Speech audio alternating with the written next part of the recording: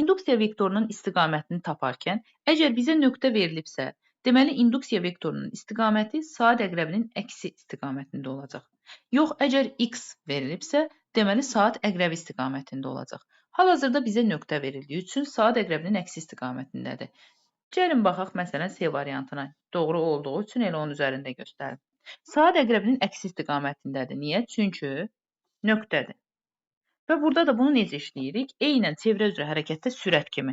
Sürət necə idi toxunan istiqamətdə? Bax, eynən onun kimi işləyirik. Yəni, yuxarıya doğru olmuş olur istiqamət, bax bu nöqtədə. Yuxarıya doğru nə deməkdir? Yəni, istiqamət necə olurdu? N-dən çıxırdı, S-ə daxil olurdu. Deməli, aşağıda N qütbü var, yuxarıda S var. Ona görə də bax bu cihaz onların tam tərsini göstərməlidir.